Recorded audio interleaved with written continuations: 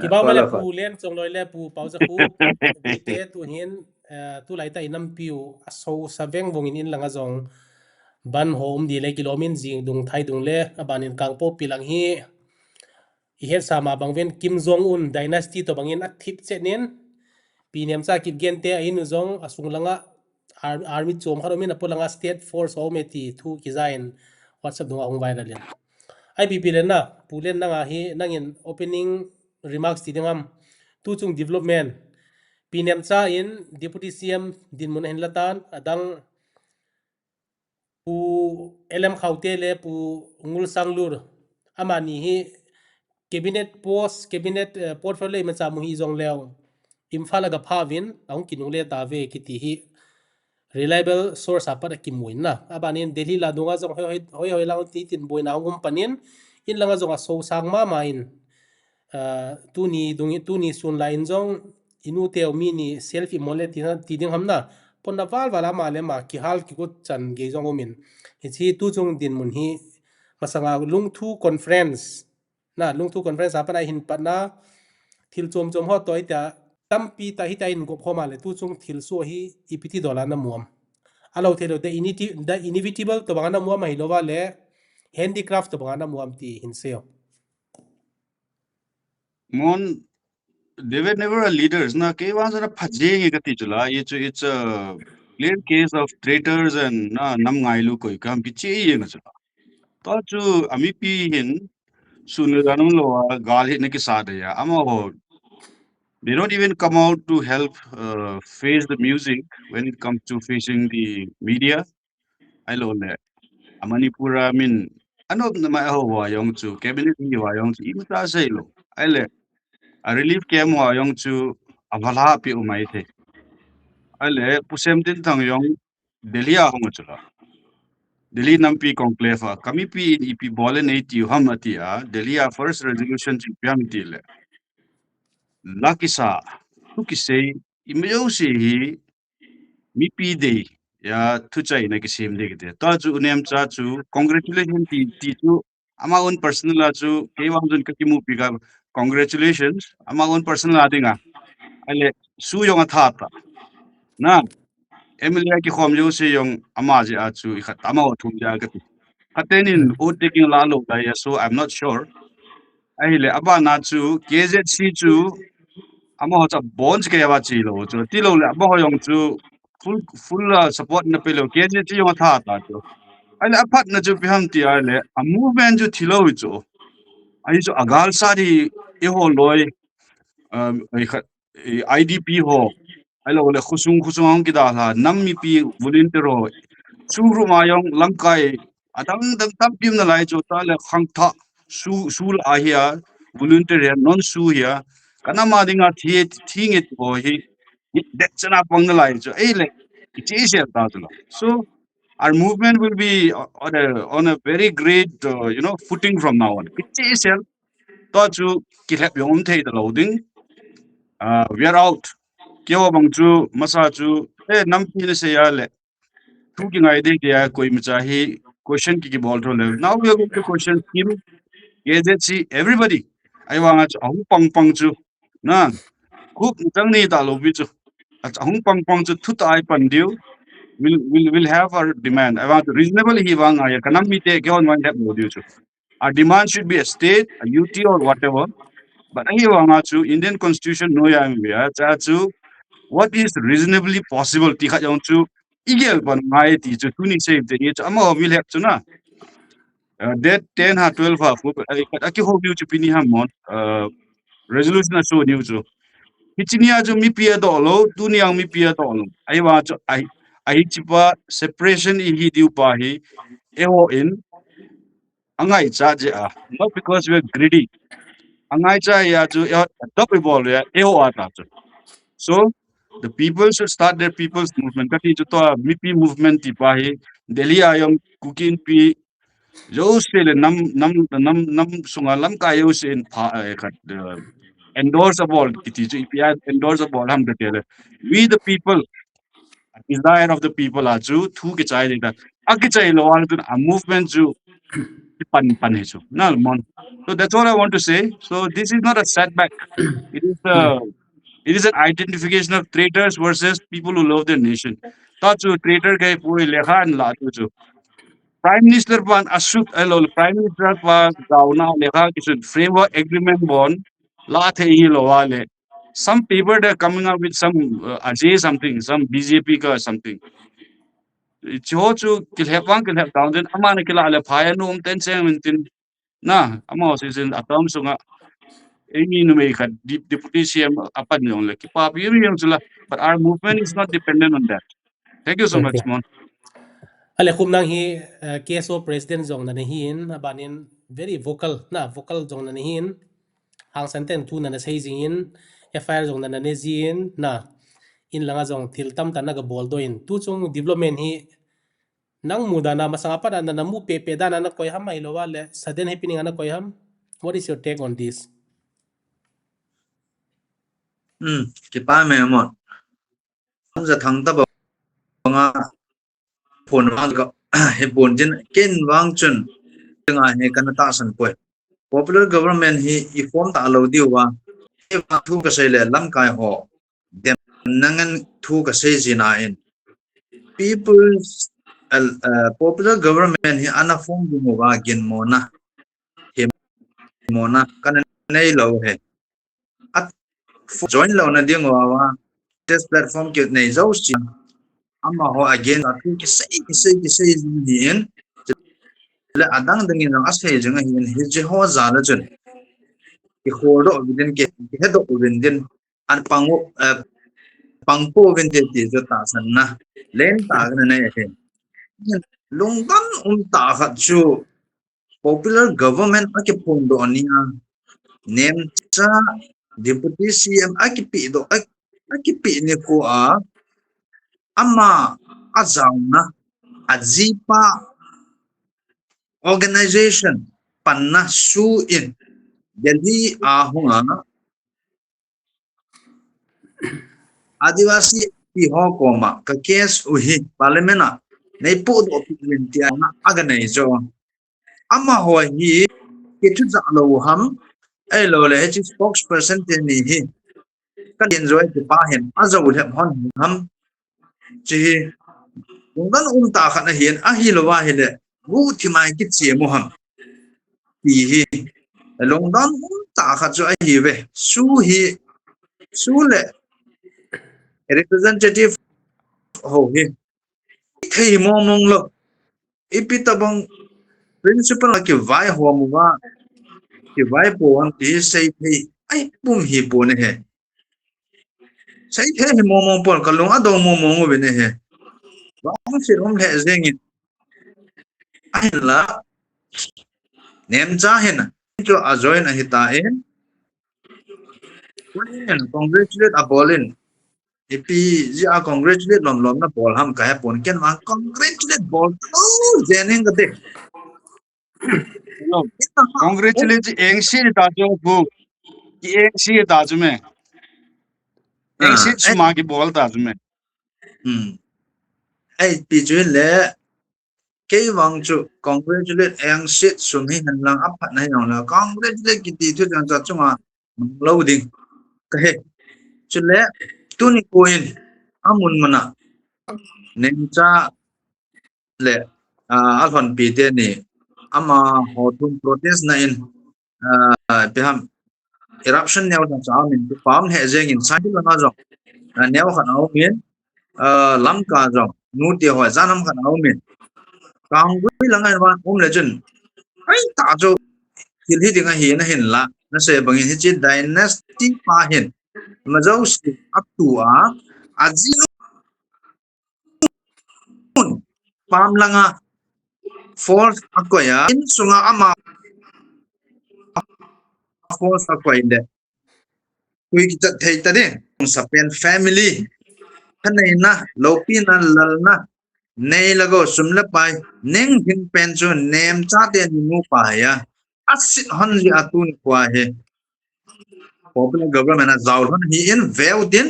ami panglowa ami asa to ken hon lawa ichan phathei hanam iba diwa hi ya chu tua hi mi pi in a decision ai la de wo jo up join he ta in mi pi khot na ke na he ta ta hi mi pi an aban I bol de wa lo I bol lo wa hi le nem cha te ho ingo ta lo de he an de wa ule na se na point khat jo he le I hon I pe ham kilet ho do na khat na lo I man cho ngai tai a movement no su zo na khat na ine jo thi khat ta hi ka ke pa tua na seidan chu khub tua na seidan hi mi pite tiu hi na mi pite jong hi ipi organization ham khan om lo wa hi le mi pi zo se hi ta ang ki su kho ma ki mo pan thei jiang lo hin na hoi chi pen ham there must be some leading organization na from the public through which we should take our movement forward ale hi chi to ke sa hi len dangin koi penin lead le hi thei pen ni ana gin chanam ko tu la hungmom lo tamai thei na ale ke so na lead thei dam ke je sin lead dam who is the right person or which is the right organization to lead our movement to the next level. Mon unem cha congratulation ka ti chu hu min angai no ata ba ki eng se ki lu hang ta chu ye chu zoom la ja yong het lo ham na on the bones of our people na ati ya chu satire ki ti hai na chu satire ki ti chu ankle ai ta e aji pa yong de lia nga chong chu aza hon lo to chu KNF chu amani nu pa he na asunga sipai oku nam ngai nu khang tha ong wale they have to take a call da chu chi chu hin ta ei lam kai the chu lam kai ding ki hol hi bin ye chu nam ki ti chu first you lead yourself dunia ke kong power pj ki en khat au ba do a kang pu pi chi chu that is he leading himself ama ke ma ka che lo kho tai pakai ne sol na ka che di wan nam na to nai ke ma ti ngai na ken jong ke mit mo ne che pam ti le ku kin pia kana pangin asunga thu ga so ke nai wa ngam chu amo ho lam kai uma e khat ke chu e ngai chat be se lo le ka bol thei twitter bo bol tang e ka ti a ke hi ka ki kum lo cho politics a amo sanga politics su 101 apana 1000 years amo sa ka he zo cho but the point is ki za tu chit with ti pa oriental culture so ati a chiong chu understand bol nga tile tu context a chu KZC hi tham ta amo hi ale ka su akitu na lain ta le ka thu ke jadan pu hen len thang le ginza yong tinga pang poi gi ti na upon Hanlo Walajun, we can give them the chance to rebrand themselves and to lead us. Ye chu chai in POC ke khai homin atale constituent in POla thoche amale thoche ola do ding ye de sinoya pana chu a constituent who hunsu hating abana chu the real leadership should start from the village. Eho hi ikhua ihungpe ne yong na ihungpe ne yong ikhuo cho abana chu iti bol thena New York la gomin nang ikat Delhi amyong lechun na kuwa ki buid ni cho so the real administration the real power starts from the village in piang ki pancho in pio hu isu hat yo ama hot in lit diu hulong to ding chuteng le kukin ki eho context as kukin ki mara le mar in pui alhala nga hung chi ding structure dan khu lekha khat kasu dihin kat kapon do din na chuteng le chun a problem ho yo to hi ki dem lo kan su de ting le chun ke de chi khu kukin pinjong apang pavela maring pui apang pavela hita di bolwal hat nai sai lo de direct a kuki zo chapa ka he ti wale ke je chi chu kuki zo in pi ti wari reorganize bolwa it has set up wale ke je season apu de ni khat ni nang ko ma ka se ke hang sam ke chu ke khane ka ne poyo ke hang sam ke ma understanding of politics chu kuki government ki ti jo kuki in pi chu hele kuki government kuki hoka kuki zo tile bon ke tau cho hichika ki hok ke ho to na dinga chu nam sunga lam kai thinoi kana puin ela demand kana ewe tilat ama ho hi nulungel ri kwimam ta ki ko wai jo na ho lungel ki janu koi ulta he ki ba ulta che je ba bol khil jo ta to KZC chun independent hi ale I'm ready to go behind them ale nam mi pi jong KZC chu na asu ha na tal ama ho nung asu idin kata as na la na so that is up to KZC to establish their bona fide Ole. dang wang chu le ke student most important thing student ho chu khang tha ho Gen Z and the students they are the soul of this movement Ale kup nangin thing noi lang ho zong head gil na nei thau di hin na su extension na ball jivin su extension na hin ball teng ule adel hi asoi kai jivin ama ho ma main hin sei them jivin like they act actually they act like a sophist na sophist te bangin athil ball khel na zong a hoi lang na in tin ball ven they are better than sophists mon they are better than sophists they are better than sophists only to their own people they're too by force when it comes to talking to others they'll be like sir nobody trust them koi mana ama ho ging sa talo koi mana ama ho thu se ngai nom talo ai wanga Mao Zedong in say the wanga power flows from the barrel of the gun ya hi hong ki rule thimai tan ale khum nang in hi su group te hi amabanu a movement hin pui danu na hi it wana gialam ke giala chu like ama hon ahin pui zom pe wale Abraham Lincoln to wanga separate administration by su for su of su ti to bang kana ko hita hung cheting to mga ka muintin nang ma lungyal dani pya anjo ulin na do chu kun lam kai le he chi chung chang nyau chu ga se lang lam kai ku chi kha chi han i chu e yong i ma cha ke bi pun hin la ka be be la ka gel jin mun cho ma talk show ho a thu ki se ya sunga alo le amuna zo lo he ka gel ji ala ge ji feeling ka nei jin ka ki gel jin ni ta bang talk show ki panda ta te i jong ki bo lo hi ka ki gel no ku mom jin na ki pat lam om ji e jong le a se jong om ngai ki ne jong ju ka ta san ki tu to an na hin do su te he pang che lam kai u te pa te ho za mo na hilovin a su system a chu a separate administration no emun ding on la pi nai sai lo wa tu chana ka din pi na hi yen territorial council cho hi lo wa ama ho subject mong hi yen ama ho lam kai na ki mu ding he territorial council apa chung lam si chu ama ho na pha chi ni poi ka ti he ama ho chu ching them na win te hi jong le ama ho as a su suspension of operation instrument hi na sanga lenzo tu pi mi pi he ama ho sanga lenzo ki government state helang center helang ama sanga lenzo democratic country hi na le mi pi hi je achu su sanga mi pi in aki kilam kaya hi le ideo idemano separate administration he gang zama ma ki moding he su chun wa 100% mupon te chun kiteng jang pat jang jong le mi hem ki a ki sei de pon hi jong le ka ta san lo ne 99.99 ne he ka ti no me suin sa amona de ki wa okay ka ta san ki ne 99.9 ne ka ta san ya chu mi pi hi ha panai panwa idal khojing lo wa hi le sa chu ki mu lo be ding hi jeng hi su te lam kai la lam kai na do long ya ka ta san dan le ka ta san lo dan chu a hi lam kai te hi ta san thelo ham tok so chom choma jong ina mu di hi tan na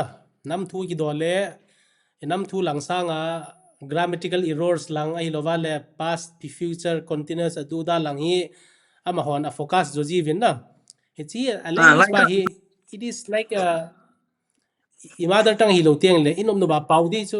ke gel da na inom no ba pau ding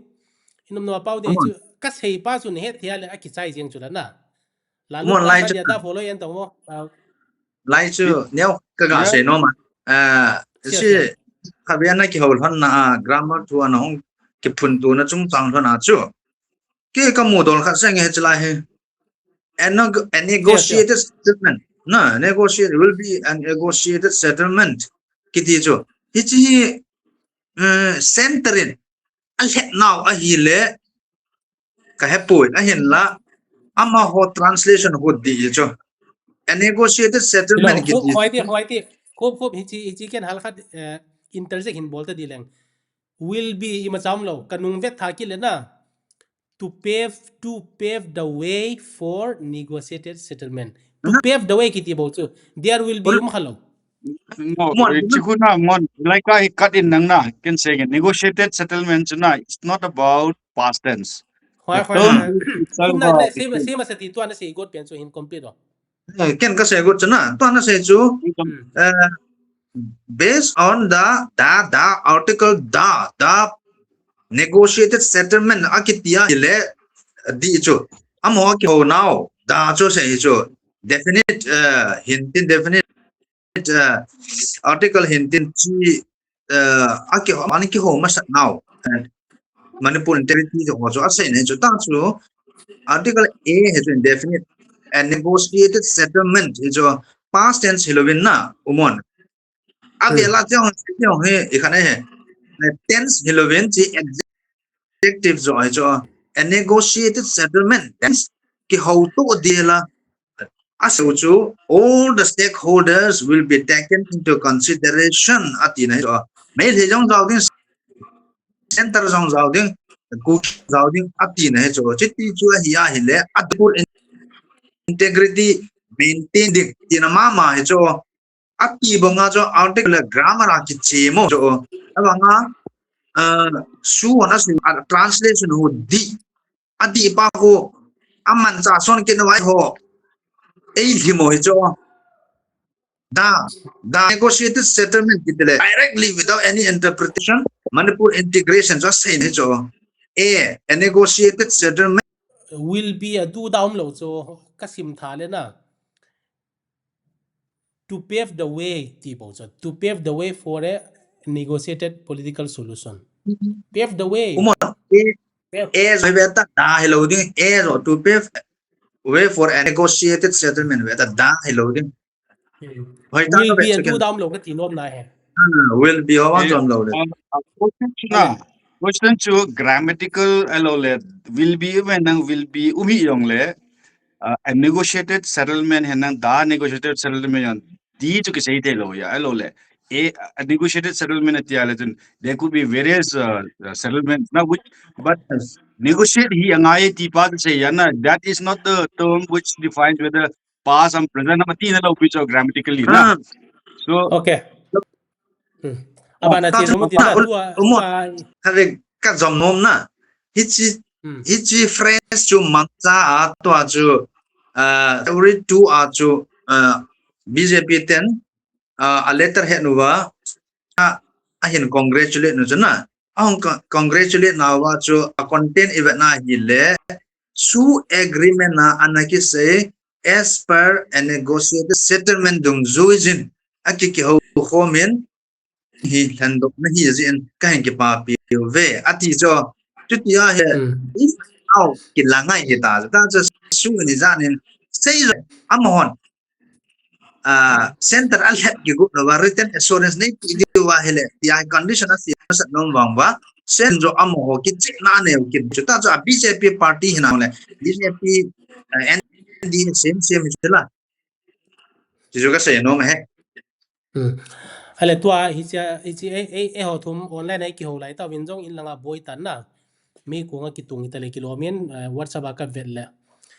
hi ito bang ulen nangin na hi ipiti dola hu chi ding ana gelam public mong na public disobedience civil ito public disobedience movement like that of Nepal Gen Z movement ti to bang khana ko lam kayum hi jong le mi pi jo se mo lung han je wai taung ki e hung e za ding wana mu thawam how far this will take us mon our people are guided by that moral compass na luhang wang mi o je luhang ta wa Nepal wang ji pha lo de ju mi ngol i lo ya ai wa nga iluhan naw hi so ne ta chu MC khanga pa na masa thingnoi hung ki pangho chu mi pi nam sipai tia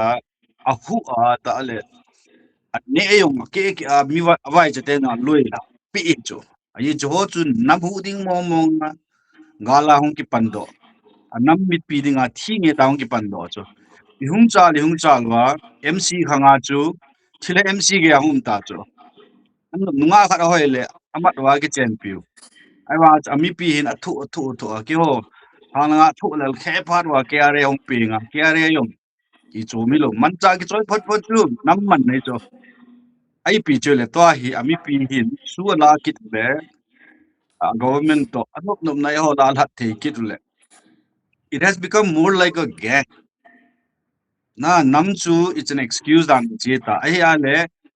alam kai tham kha ro hin nam ngai tu de ki ja ki ko pi pi e chu ai le ami pi hin thu di se dinga le rule of law nga ye chu a rule of law om lo wa nga chu ami pi hin yo le ai chu na chang se a thu di ne se ya le mi ngol ni chu it one man stands for the truth speaks up a bit keep yo mi ngol a me chu mi ja khat inan se ten cho lo yo ha be na la yo tai mi ja khat thu de lo pi chu it is a challenge to the entire community na who the hell are you 80 jo adi aju to khubina sai pa chu it's some functionary of the BJP government masangayong ki huwa lekha pe yung melopi it's not something that they have given us which is even worth the paper and the ink yo tabang chu an thot le le a boy chu khu kai ko have gitera ami pi la yung kai ko me chu e chu boy e chu yung chu they are the same as mail or the ta khari chu dunia hi e hol ayong me chu a movement people's movement ayong hey la yung pang gi khol chu ngai yo la hunga le apaw le khautel tun ke wang chu le I'm normally a very calm person but then I said no more calm ne thei lo pi chu khubo bang chu I find them quite extreme I wang chu now I think this is the only language that is worth speaking now so imi chang se wa leadership imi chang se wa imi pi ho hi hung so sang dia but lam kai tham khari na lai chu e khai hi chan chu na bol le phatai ki chiwang chu mi pi na ngai but then cha so sang zo lo nam ki ti chu hin lom lo chu ka pu ka pain British na start in ki ti wa ki thi be le chu ni when people are like injuring your pride na kumthum lang hi ai mulo wa mail ho tu kina chi pin ni zo wang jo loi khatin na kina pi be wang ikina lo pi cho athu di lo pa i sei cho ai lo wale thili chi khiltan te tia popular government and sei masa wa chu pauju hu dinga i pi pha chom no mong sai kula chi la ko lan krap te chu ai wa chi tu la ikana kang pu pia cha chu ahin dal ikat ahin su boi phat wa chu chi pu chi aju ka ke pi ban be zo cho ken I never know him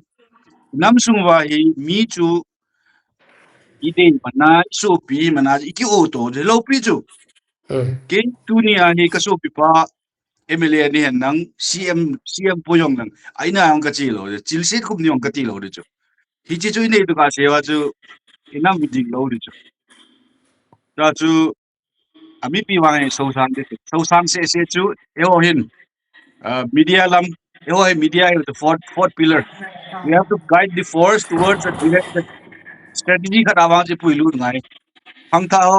khu bo hi wa kui wa nong ki pe do di huyeng ai wa chu ibol pa the first priority ya pa yang jo koi din ai le adang al hai the ho na ma ringa ki pe do ho lam kai tha hung de chu ye chu KZC chu a structure as in a tiu ai wa pressure group mai lam kai chom choma ama ho lunggen to ki bang lo yong hi lam kai hung do de chu hi chi yong chu ngai cha chu ye chu check and balance ngai chu homogenize a ball chu masa people's movement khat anu ma su ho advice dung ju ya KZC no ya ki thon lut sau le to chu lung tu ki khop dinga ki heta jo boi tai ti ki he cha wa tha ni ki de lo ta jo mon hi chi ho chu mi tham khat chu lung thu meeting at kolo giyeng so because we knew what was going on. So lung thu tu unem cha na chai ta so su yong. So chi ho sei di talo su wa su mi dam ba lai cho noi langa lam ka yong kita ta tam na lai cho. Let them come out. Hôm nay lại pitin na gelam like how far this movement will continue, will it continue ahead or that Su will again suppress? Ako na hi ho hi short term emotion thì để hầm ilung han no jong le kang chalai lung han no wa cham khat jo le kilung dam pe ji ta na hi chi hi thil pha ta wa nga chu tu chung ta bang isu ho wang he lung dam ki ti hin nei lo de lung dam na ki ti hin nei lo de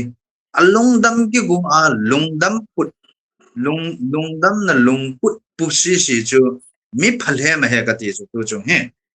mai le te chung a lung dam ki gu a social media dunga a pha hung pao ho comment so bi ho wang ho ke wang mi phal he ma hi ka ti chu ya chu ilung dam lo du chu justice mu ta ka sewa lung dam do he la hit na hi akiki guilty feeling ke ne je wa nga he asai di the saya online na hi zong le mi pi hi ha ti la hit bang ki phin ho he democratic hi phana he le ha ti la chu gen z ho chu le ting ta ri nga ki de hi chu e ho context a chu mi chu ki thom he a khut ti lam lo min ki bol ro zo hi zong le a hin gen z tai mo hi lo wa le e ho su ka no ki lo ki khel na thai lo di tu in ke ma jeng zong in lama lang gen z ka bol chu ken ka da la ka kot bol ka da la ka kalson do a protest ding ka hi ka tia hele gen z hi lo wa le ka bol lo chu ka ke pi do chu ka bol ta hele a hin la gala ponga aki pu na nai tia aki sei ka li ma cha la ki bol thai lo mo ki ma je ha bol hin bol win tin hi chi itok so ngai wa hi lo in be ha bola bol ngai ha ti lai ti lo ngai lung dam lo di cho lung dam lo di justice mu ta ka sa lung dam lo ding nem cha jong ano no men hin khu nom ta hin khu hin mang ta ve ta a chai ni le Judas Iscariot iti ki chayam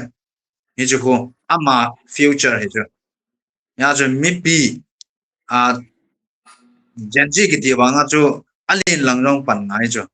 alien ahan a uma hi le ei jeng jong alien ahan lang hon hin phone a thu do ai hin ne ya ai lo le pe ham ga kyo te ti le ilung ngam na khat mai alien lang hon jong a khang tha ho mo ti lo de alien lang ho na chu lum heu cha khang tha de ki pat deu a hin la khang tha te ho ong ki hi le ei ta ga po hen no khu ke ka the num lo chu ke photo pha lo to he democratic hi phot le lam thong ke au ki zona pe na slogan sama bol chu a hin la state force in alo le force in government force in ichunga violence amana hele right to defense kin dela defense ke pe na de nga chu enjong befitting reply body me in tin na ya chu hichi i movement pau he nem cha en avela a hin su hing kin hi zin hichi hi another nem cha nga ta pote nem cha hin ki chai so tin nem cha in deputy cm ala hin ki chai so tin ei hon pi ham kha ama tabanga ajaw na government khani imu to ka si in ha pangen pangut mi pite katino me Inem chanan sele Michael lam jatang ka hopi le Michael ki senen jong kukiten Judas ko khatna nei taw hela niam cha an tin na chu ko amo next se bo chu ta san ta lam jathang ki ti na ta san lo dio chu lam jathang ki ti ta san na hin se pha ama zo hi ju angai tai ti si to mi phal he mi chu ale tua dan hin aw den chom lamanan reply ding in ale tu hin let's take a hypothetical situation na piniam cha chu ahung kisi tai na a chon sin zo si ahung kisi tai ngai tam hin ki thum hen lang adin mun chu hin dal ha hen lang na itin emi adang zo sen lung thu chu tu kai gel ni lung thu ki ti a frame thu men to lung thu to mei phu dan hi tan na mei phu to bai ta ki po hi tan a chi emi zo se hin ala sai jong le na ala sai jong le hin nol hen lang apan na zo se hin dal ha in hung ki design ham ipiam khat hin bolu le ipiti them will the government falls or the government will conduct re-election. See, Mon, as per the legal opinion by Congress, Kerala unit, na 6 months ahi assembly hin ato form diu hin ato form poeti cho. Legally also, this government may not be tenable. A case hi ki file mai the Kerala te na file le. I'm ready to file it and I might pursue that. Wa hi khu bin bonds ke ase do ha. Bin saying na khu yung hi de kasi mam do cho ti lo le would be there. Ye yung hi ka kum cho tham cha tam jep ta cho. Ti lo le yung kum somli well anin na lai leng ran la ja mai kha diu. हम भी तो फौजी का वो था ना तो कर लूं चगम लो ना कभी भी सांग ले वाई तो ये जो इनम के नुइशे के नुइशे लो खो का सालो पे जान इम तो का हार्ट प्रॉब्लम के नहीं था के because I did sleep for almost 1 year trying to fight leading all these Twitter warriors कि नुई इतियों बोल थे हम कति जो या जो जिनका जो कथा जो images of ए खत नाउ पो कि तन हो कथा दे जो मुरसाल उनका thought Nemcha ka thought, how is the fruit of betrayer katia ka thought it. No response, I don't care also. I let mon the question na chu kalung han thim le the question on the kai mil losing na. Inam sung wa hena mon ama hung kile lo chu ikhatalo picha. It's like you rape a woman and say, I'm so sorry, I'll ensure you're still a virgin. No. The moral right, the moral authorities atale eho apa he necessity he chi political demand he ai poeti hi leise chung mi hib jo si ko ma pudo chu eho professor hole ki ho ex warrior ho kahi wa tal media to ho chu ama ho ki mukhalo chu upale lel khat be bo to wa karan thapara ako ko yen karan thaparin asai chu I been calling these people that they didn't come ta khubin asai khat ju saying the game has been too long and then it's also visible. Iki ho piale. Chui say do atelo me. Come on, yaar. Cooking pil hangsam kahi aju. Na hook. I asked them to give me one. Nuti na ki pau chunin kivin atale eho sungahi thingno yahi narco are involved umam. Ati lawa like cutting out tapo eki do now. What did I get? A newspaper clipping which I already had. Ichi bep seuchu. Ahi ale. Kipun funding isopyo. What does government of India fares? We have one CM in the whole of the country. Kuki jo ajo yo na thlaga CM kha inei jo Mizoram te. Ama wa yong khu yo dinga thinge ta panglia ama ho pan wa yong le MNF te khu ama hun yo insumi yung MNF a pangno me ama hun poilo no mizo ni lo to people zo na thlas nei phot win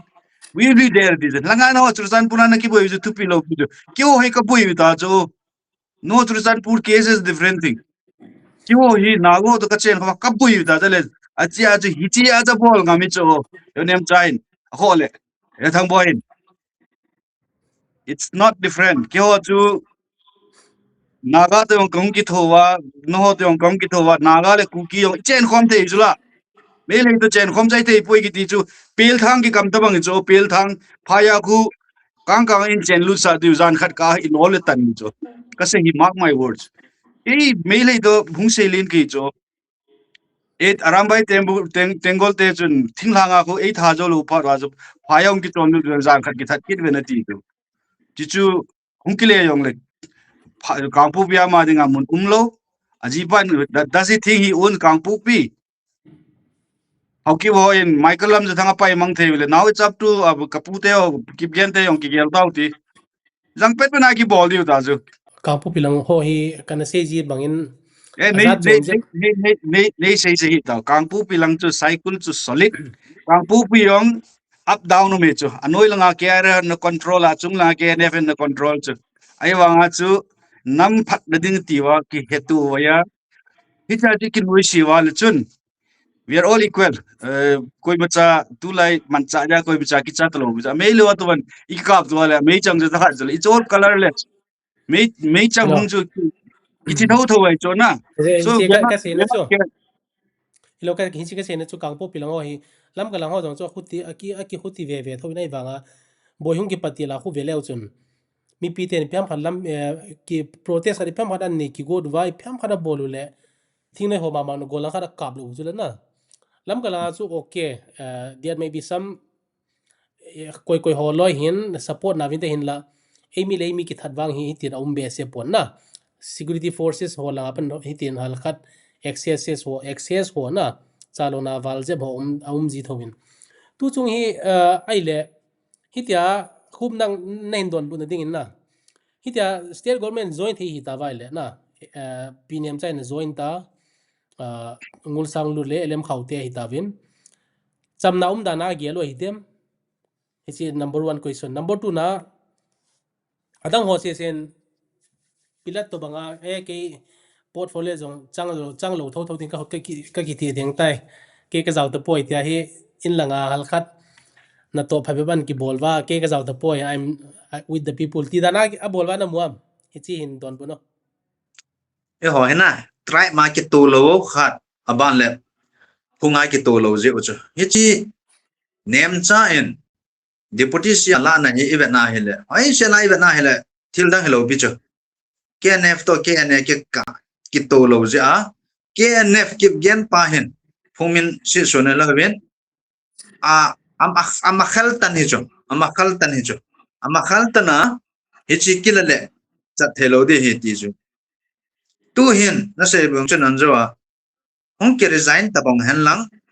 center in okay ti in lam ka lang ho khat him pile nom thau du bo cha MLA sa gyo la abon sa ki pi thelo ya thumle ni hat ni thum ju pi di ya ta ju nem cha chang si tin hong ke admit ang herong le center in o chu ti ya hele adang khat pyo de le ala thau du cho ya chu khat ho ala ka chu khat ho ma pat nu wa ana ma khal ta na ne ki la kha ai bo cho ya chu nam pi hi ka ba na hele as a whole la he tribe ja hung bui kho nomenclature ai bui kho le lm khau te zong ipi tu chung bui na mo wa hi kise jing lai so pyo vai phe ho percentage sa se denga so atam thi pen le ne lo amang tam pen hiu cho ale so yo si yo cha het so ge so ebola chu ala na ham na ipi si na lom an ya mi him ordinary being ki ya extraordinary hi na uma chu ilor hin pi diwa ki gel chu ma ham hi bang gan lai ta his lai ga job lut mana chu iga lor hin pi na diu ipi chu amu the chom ham na ipi chi na ne chom ham ke action ka bonon cho judas iscariot mit wang chen ta hin ti ho thum ho si si he clear le anyau jama sai ke ne anyau jama sai dinga kip gen le hau kip ki to lo ji ki to phot le it is speaking hoi hom ki to den it is speaking hoi ki to wa hi le adang hom mu nyau na hello picture na mu nyau na hello so isu ta we ta somebody has to play the big brother role na somebody has to play the big brother role the little role all the wa hele the lo hin tin na tu la hi in langa boy chit chut to ki ho na sau jong le movement langa zaw man lo di loi pol jong mei the hin na khum nang in langa na chen people's movement ti khat jong abul na gapan khain tu in jong aki panding to bangin aumin na whatsapp dongi vet le tui bong lang le kangpo pinang hal kha boy pantan ichi mi pi te ko ma adin khang tha te ko mai pi vai tha nom na niam ate ho future ho khona aume khang tha ki ti hi future da pillar hi ti bangin if future hi hon iki decide do hi name china decide lo de hi name china uki khang ate ho future decide lo de ama ni popular government na zau ta jong ha lo deu I bol deu hi kain pa chawin tun jong tu ki ho jing lai ta win lam kalang tui bonga izan ham khat khang dong zan ham khat ki pinna asto tai ti hi visual sa ki muin amo zo se ma ki pa thu ga se je sang sang a kho che nei bol na la hi ti ka til kho no min chule EP asung langa igam sung langa demonstration ki bol han lang protest EP form ki bol jong le I buffer zone a buffer zone intake the boy hi ji in tu chana buffer zone na in din pi jungo volunteer so hal mol he jong leng zan ka taw na zan khat cha jong ka hei min lo na volunteer so zana buffer zone hi in fetu jungo win lang khang dong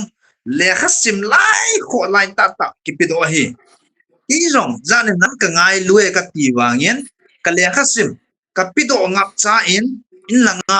ka kap ngap chapon in langa ka chi in people's movement to in jong boarding ka chi zo po na he hinla ka khang dong chan pi ho na le khasim du nom lai ta government service na ji nom lai ta to na da ha wa buffer zone gam gi nga dinga na ki pi do hi ka pa cha win in bol zong jing wen la buffer zone nga lo zong le igam sunga protest for ho genji ho am ho zo shi yong pa thu chung ho ga sin ilungu he imo tan bang khai koi lo dio he si hong ki pan hi ta in popular people's movement he na su zom dio he isu zom dio he hilanga ke le adang dang hello le ya channel ho isai thai jan isai dio bol thai jan bol do iki dot to dio tu chung separate administration hi idal do lo wa de BJP government in pi lo hel dio he government in hin pi dio he kisai do adinga hi government ki ho tai bullshit hi jong che hangi at the end of the day government ki holding through negotiation a chu ekpd hina chu hi jong le tu chana negotiation a chi pai ki na negotiation a hin lai de aji mipi stakeholders hola pen mipi in political dialogue quote unquote dialogue a hin kinai the pum mipin akita san pon aji chu ta san dinga lom a hi po bin su chu itin ti yong le milo de hi a chu people's orient a he government to negotiation pa chu negotiation pa a chu divide hun do he bo ne he hejine ding mi pi ikipan ngai tan to ikipan tawin akipana khangdong job se dana ka pi in na hin mo nga lo de hi ka tir khon no me kulen na jong khang dong ho tu ta in lang movement hin panding ho le apan sa ho na ama ho til khon na din bai thana khat hin seo khubin khang tha yong hin khang tha ho thu sei chu ke yong khang tha to ki bop ke hin na ama sei chu endorse ko bolin a hin khat ka et num che le kuki traditional government kuki in pi khusung in pi na ang in pi ale mar in pui ki ti ho hi in nam sung wa I pen pi wa hong ki se bin hi cha ju thudi na sei ngam lo wa le chun a khusunga hoi shu hat wa thudi sei ngam lo wa le chun khoila traditional government a ye chu hi chi hi indigenous peoples rights alole first nations ki ti ho banga government constitution banga hi recognize pola to sa ti pa sa yong man lo diu tai we are autonomous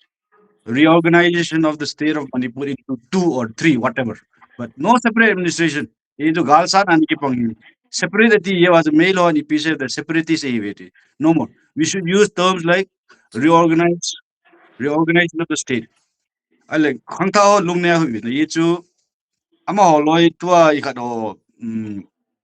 ama thu yong sei ta bu te ai chu they are not counted risang casing CM and in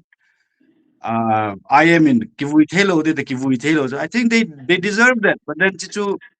superior now ngai lu na ibol daw no through daw but then chanvi they deserve that. Ahi le ama ho hi ken lung ha lun dio ka sei nom chu gali sat wa yong apang low tabang. The only thing that they contributed was essay dal diveti asu pau chun justice delay bole na hichibo japan now hi tal khatwe le belia ki mutove na bisoda ki muto bang hiu cho yo se ken the ina to yo se ki dala so ama o hi minus hi jingwin to hi manipura infala chenwa deputy CM and CM and prime minister they don't count ami pi na movement is sustainable liu khangthao khongna kinga min tale khangthao hi niomin no hi volunteer ho ni na tia no hi ta chapa ta chanu hon bu hon wan thal ki ka wa ta chapa hon thiyong ki chalwa pangwen those are my respect tale sul ayon ta chapa ta chanu me those people have my respect tale Twitter warriors are tun jong halwelin pango mena to ai mi ewa chu khubina sei to di adi cho asat lai le good la hung ki sa achu pe le koi be khat ve zola koi nom de mati le mi o se lam jeng yu kham jeng ai wang chu sun langa cultural dance bo la le koi ma cha ki mulo te yu cho munjo shawn la sa ngai lo action ja lo ang hubin mo kai ka lo taw na yong mo man lo di sa nga chu na ina taw na ki mangin nang boxing ki thep chu na martial arts ki chip chu jun phano ho na e chu innam bi kangpu bi dang de Israel ta we na sei ta khat ya Israel munjo se min e khat bin the real republic or freedom is your village ji chu itin hu dam til khomi yo zin training na bol ngai according to the constitution physical training is allowed and you can have a firing range where you can practice so we have to fight back through constitution Mon, you're also in the army before. Kitchen ka join ha. I'll also train and then I'll also join back. Chichu khati hin na ele in pi ho hin. Now te ho ki phin wa on in pi ho hi ta se ngai. Ai chama ho hi kingol ball to wai jo. Kingol ball to wa ki yong hi not thamai koi le. To hi thu ka he ta jo. Thu ka he ai to ai kan sei do ta. I'm not going to leave anyone. Ai chu koi ma cha mu da jai se pon ahung ke le thewa nam ngai lut na akoi hi wa iluhan pet wai sei bi yong mi yo si hin ka how to win friends a ka sim do na kun even a murderer thinks that he is doing a good thing because he's helping the victim again thei be na ka tha he ti wa chu unem chang ki dong le thil sat chu aphading ke na ka bol he ti ding but in this case it doesn't apply we are not going to take it ayi chu ami pi ko ma hi lungthu masanga chu iki ho video lungthu chu CSO wai pressure ball chu tale ami pi to consultation a ball wa cha chu delhi che kahung lo dio he ti chu resolution number 3 hi ai chu a chu ami pi consult lo chu e ho nyong consult ball ngai to pui na awanga chu lamkai nam ngai lu mong su a spokesperson te ni hin dang hin jani chu amani al ho sa yeng da ni chi chu hi al chun maybe we can talk to them otherwise they have to prove that they are genuine ai ko im za ta san lo hi ami pi na ko ita so hang san nang ta chapa ta chanu ngen ni hang san win nang hi chi hi tu e ho khat na puna pa in eina sat pi wa sap te in por e that chai lo wa naga ga la bon thi na nga ki panga ko im cha na lo ni he lo wa mấy lưu hoàn rồi ấy thả trái của đó lôi gì rồi yêu sung cái tiền li bola năm mấy đôi gì vậy na so kapun na pu zo lo na pa zo lo nang ke ni zo lo ti chu kitchen bên nang kathang ye ta na pan dio ye na khat ve bo ki en khwa image na le you die 1,000 times so khang tha ho I'm there Twitter Lesi chunga it problem being the thanga ikat European Parliament in tal global involved chu namta te the coordinate bolchu kaum na live ke hoyo narrative. So we're going to fight together and we're going to win. We're going to win. Lungla he win. I'm there, he's there. Army background on tampiyo me haldom ngapcha for the right reasons. So lungne wo na ball the ball win nang, but know that you are bound by khanko. Khanko wang hai. Chibo ju saying mo nghe các xe nông khát hồng các xe nông khát hồng kia nên na cái bao tân môn môn tân nếu khát hồng sầu độ vẫn tu gian chân cái chuyện hồng sầu độ vẫn ama ana sape naga mu ding as tu hin tu chana dia a hin la tu chana dia ka het hi lo wa hele corruption ka mu lo na hi more he ken ka gya la more he tai thu pi ta khana he ka mu zo aji chu tu a hi kem chan hin chief minister thapa hin ipiat lam ka sa nga more a khu ka chon le chon lu theram te hi alunga satan gelen te ai bi de chi police chi le ta khana anh này thế là cái gì ấy à chú more lang ấy mi họ alo là tiếng nó lang họ ebola tiếp trên này mu ham na more tiếng nó lang họ ang do họ gen z họ mi no mi pa họ cái pan hote ebola tiếp trên này mà jeng rồi mu ham more e ham ti a chi policy so ahin go na alo hin kha hile more ale alu no chun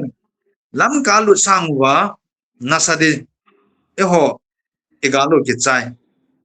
hela kwalu pot ba hele geopolitics wan zat ham khana affect am bolding ama hoyo e ho jong zat ham khana ilha sang do deun na banga gam gal langa samthan na gal san hoyo he achu more he thupi ta he geopolitical center hi to lana tu chung e buina wa he na sata trust point khan hi je achu ami pi ho lungsi ta jenji kai pu khang dong khang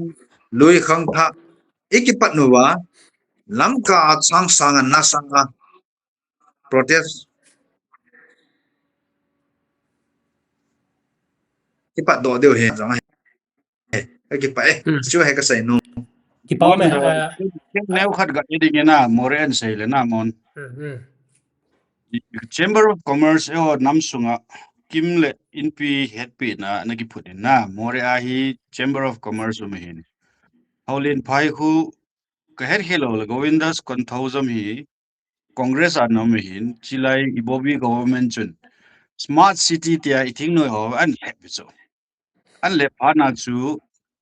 au su pu ko ma gamin na ju no na ju go nam nangi gam ju ni kitile ho ya hi tham ka tu ei kanop lo he ti ai wanga chu asung langa chu chet chet nen om ne na ai le ilam kai ho jong hi thil phadi agel wa hi anal heb jiu cho government ai chi pa na chu lam kai ho ko ma smart city ki ti chu I khat greenfield ai poi city umsa chu iti I khat a city life chu IT mana infrastructure ho atale na various lines are going pipelines ma atale road chunga EPP ma cho IT coordinate na traffic ho IT coordinate how do you improve the life in cha chu hichi thing lang la acquire ki bolgo ki ti chu there is an ulterior motive ai chu chi chu government khodan pe to wale jun ama hon agam chu an pe do thei du tan ya chu anaki ting do hin to chu itin do pau chu tua yong hi ama hon adei pen chu more hin na in movement paule eho dinga strategic point ju more hin eho people to people mail ho to yong ama la ang kisu thengwa iki ho tengle tengle chun chamne om de na to ichi thi khat ho thinoi thua chamna om pon te mail ho yong ama la adi lo har kisu teng di atale khangtao ko ma ka sei nom chu na pa te ho nu te ho anu langa constitutional atale non-violent gun method I fight masat new akidoi lo ale doctrine dok diu yeng I mean tau na pathen wang heute tau na mang tin lungneu pu te ti chu itana chun la ngau yong ka ki pai ki pau me hitia in se le in lang hi pun jong omin na khu khu bina sei bangin in lang hi a dynamic achom chomin kangpo pilang achomin morelang achomin lamkalang achomin ahin la kibasa the hin na aji chu pu si singson tong kana ki ho na ho anangai hon ne he diu hin na thingnoi chu chomo min tin thingnoi bia jong ki hi thei lo na abanin mi public chu chomo min tin elected members ho chu chomo min tin abanin pu Colonel Sil ho to kana ki ho na zo anangai hon he diu hin so bi mizo te movement ananei live in thingnoi ho gama win politics ho khopia win politician hon media through in thingnoi ho demo win sun le zanle ki muto ji win hitin a movement ho hung chal to win na ei mi te i bola hit bang i bol thelo ham na lam kai ho ana ki gel phau hen lang khangdong ho phinom le ki phin sa ding hi cha hi su ho ni ma cha adu da sei lo diu am ho thela bol pha jong le koi ma chan Exactly. gel kal lo so su hon jong hal khat na alung thimon ni gel dom hen lang when public pu doctor salient se banga a phadom dom a se dia phadom dom chu mi pin anom do bolta hen mi pi chu phadom dom ngai poi elected A members demo on ay se ngai pale lugi to mon. A demo ay ngai lugi jme.